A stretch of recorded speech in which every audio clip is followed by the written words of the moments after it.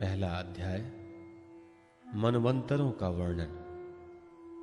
राजा परीक्षित ने पूछा, गुरुदेव, स्वयंभुव मनु का वंश विस्तार मैंने सुन लिया। इसी वंश में उनकी कन्याओं के द्वारा मरीच आदि प्रजापतियों ने अपने वंश परंपरा चलाई थी। अब आप हमसे दूसरे मनुओं का वर्णन कीजिए। ब्राह्मण ज्ञानी महात्मा जिस जिस मनमंत्र में महामहिम भगवान के जिन जिन अवतारों और लीलाओं का वर्णन करते हैं उन्हें आप अवश्य सुनाइए। हम बड़ी श्रद्धा से उनका श्रवण करना चाहते हैं। भगवान विश्व भावन भगवान बीते हुए मनवंतरों में जो जो लीलाएं कर चुके हैं, वर्तमान मनवंतर में जो कर रहे हैं और आगामी मनवंतरों में जो कुछ करेंगे वह सब हमें सुनाइए। श्री सुखदेव जी ने कहा, इस कल्प में स्वयंभुव आदि 6 मनवंतर बीत चुके हैं। उनमें से पहले मनवंतर का मैंने वर्णन कर दिया। उसी में देवता आदि की उत्पत्ति हुई। स्वयंभुव मनु की पुत्री आकुति से यज्ञ पुरुष के रूप में धर्म का उपदेश करने के लिए तथा देवहूति से कपिल के रूप में ज्ञान का उपदेश करने के लिए भगवान ने उनके पुत्र रूप से अवतार ग्रहण किया था। परीक्षित, भगवान कपिल का वर्णन मैं पहले ही 3 स्कंद में कर चुका हूं। अब भगवान यज्ञ पुरुष ने आकुति के गर्भ से अवतार लेकर जो कुछ किया उसका वर्णन करता हूं। परीक्षित, भगवान स्वयंभुव मनु ने समस्त कामनाओं और भोगों से विरक्त होकर राज्य छोड़ दिया। वे अपनी पत्नी शतरूपा के साथ तपस्या करने के लिए वन में चले गए। परीक्षित, उन्होंने सुनंदा नदी के किनारे पृथ्वी पर एक पैर से खड़े रहकर 100 वर्ष तक घोर तपस्या की। तपस्या करते समय वे प्रतिदिन इस प्रकार भगवान की स्तुति करते थे। मनु जी कहा करते थे, जिनकी चेतना के स्पर्श मात्र से यह विश्व चेतन हो जाता है, किंतु यह विश्व जिन्हें चेतना का दान नहीं कर देता, जो इसके सो जाने पर प्रलय में भी जागते रहते हैं, जिनको यह नहीं जान सकता परंतु जो इसे जानते हैं वही परमात्मा है। यह संपूर्ण विश्व और इस विश्व में रहने वाले समस्त चर अचर प्राणी सब उन परमात्मा से ही उत्पन्न है।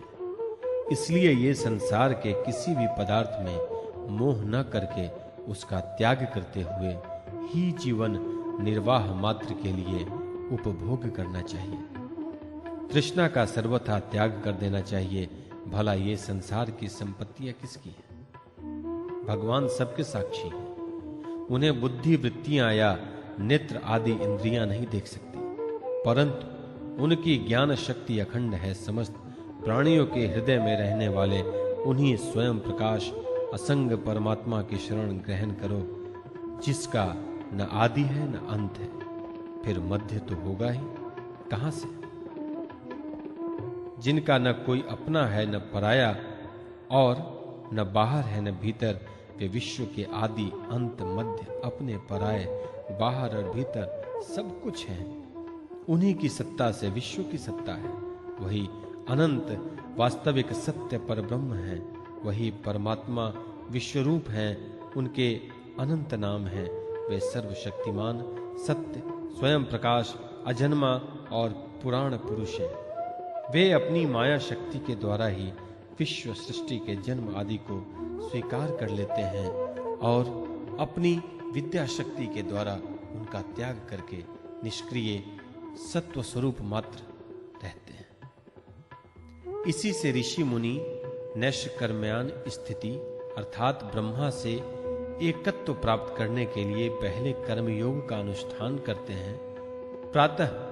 प्रायः कर्म करने वाला पुरुष ही अंत में निष्क्रिय होकर कर्मों से छुट्टी पा लेता है। यूं तो सर्वशक्तिमान भगवान भी कर्म करते हैं, परंतु वे आत्मलाभ से पूर्ण काम होने के कारण उन कर्मों में आसक्त नहीं होते। अतः उन्हीं का अनुसरण करके अनासक्त रहकर कर्म करने वाले भी कर्म बंधन से मुक्त ही रहते हैं। भगवान ज्ञान स्वरूप हैं, इसलिए उनमें अहंकार लेश भी नहीं है। वे सर्वतः परिपूर्ण हैं, इसलिए उन्हें किसी वस्तु की कामना नहीं है। वे बिना किसी की प्रेरणा के स्वच्छंद रूप से ही कर्म करते हैं। वे अपनी ही बनाई हुई मर्यादा में स्थित रहकर अपने कर्मों के द्वारा मनुष्यों को शिक्षा देते हैं। वे ही समस्त धर्मों के प्रवर्तक और उनके जीवन दाता हैं। मैं उन्हीं प्रभु की शरण में हूं। श्री शुकदेव जी कहते हैं, परीक्षित, एक बार स्वयंभु मनु एकाग्रचित्त से इस मंत्रमय उपनिषद स्वरूप श्रुति का पाठ कर रहे थे। उन्हें नींद में अचेत होकर बड़बड़ाते जान भूखे असुर और राक्षस खा डालने के लिए उन पर टूट पड़े। यह देखकर अंतर्यामी भगवान यज्ञ पुरुष अपने पुत्र याम नामक देवताओं के साथ वहां आए। उन्होंने उन खा डालने के निश्चय से आए हुए असुरों का संहार कर डाला और फिर वे इंद्र के पद पर प्रतिष्ठित होकर स्वर्ग का शासन करने लगे। परीक्षित, दूसरे मनु हुए स्वारोचिष। वे अग्नि के पुत्र थे। उनके पुत्रों के नाम थे धुमान, सुषेण और रोचिष्मान आदि। उस मनवंतर में इंद्र का नाम था रोचन। प्रधान देवगण थे तुषित आदि, ऊर्ज स्तंभ आदि। वेदवादिगण सप्तर्षि थे। उन मनवंतर में वेदशिरा नाम के ऋषि की पत्नी तुषिता थी। उनके गर्भ से भगवान ने अवतार ग्रहण किया और विभु नाम से प्रसिद्ध हुए। वे आजीवन नैष्टिक ब्रह्मचारी रहे। उन्हीं के आचरण से शिक्षा ग्रहण करके 88,000 व्रतनिष्ठ ऋषियों ने भी ब्रह्मचर्य व्रत का पालन किया। तीसरे मनु थे उत्तम। वे प्रिय व्रत के पुत्र थे। उनके पुत्रों के नाम थे पवन, सिंचय, यज्ञहोत्र आदि। उस मनवंतर में वशिष्ठ जी के प्रमद आदि 7 पुत्र सप्तर्षि थे।